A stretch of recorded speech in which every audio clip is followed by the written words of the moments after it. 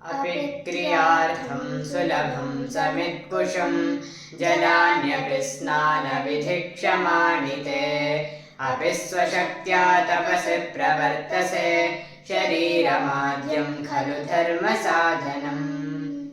अन्वयः क्रियार्थं समित्कुशम् अपि सुलभं जलानि ते अपि स्नानविधिक्षमाणि स्वशक्त्या तपसि अपि प्रवर्तसे शरीरम् आद्यं धर्मसाधनं खलु।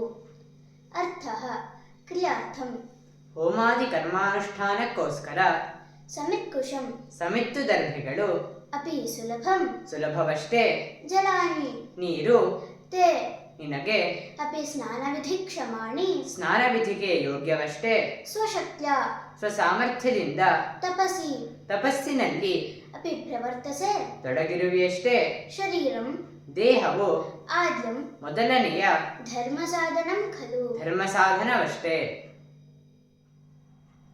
ಸಂಸ್ಕೃತ ಭಾವಾರ್ಥಃ किं त्वया होमादि धार्मिककृत्यकरणार्थं यज्ञकाष्ठानि दर्भाश्च सुखेन लभ्यन्ते इतस्ततः पर्वतनिर्जरिषु नदीषु च प्राप्यं जलं किं ते स्नानयोग्यमस्ति किं त्वं स्वसामर्थ्यानुसारेणैव तपस्यामाचरसि यतो हि धर्माचरणे देहः प्रधानसहायकः अस्ति स्वास्थ्यम् अनादृत्य तपः न करणीयम् इत्यर्थः.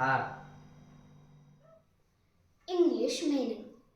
Do you easily get sacrificial wood and straw for performing religious rituals?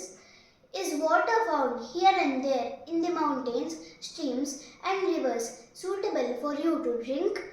Do you practice austerities to the best of your ability?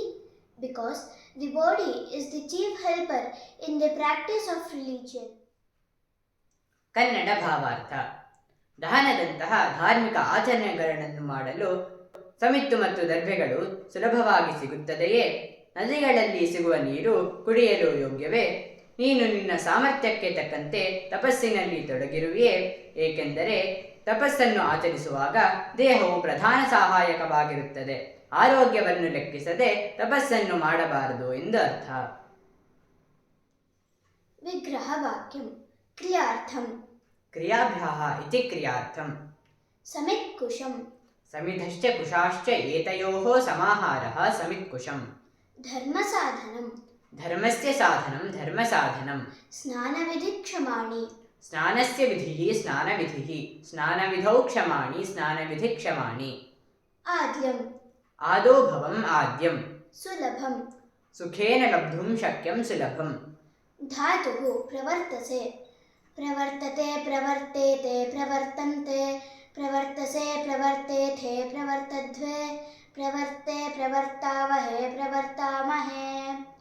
ಪ್ರ ಇತ್ಯುಪಸರ್ಗಪೂರ್ವಕಾತ್ ಋತುವರ್ತನೆ ಇತಿ ಧಾತೋಃ ಅಕರ್ಮಕಾತ್ ಕರ್ತರಿ ಆತ್ಮನೇಪನ್ನಃ ಲಟಿ ಮಧ್ಯಮಪುರುಷೇ ಏಕವಚನೆ ಪ್ರವರ್ತಸೆ ಇತಿ ರೂಪಂ.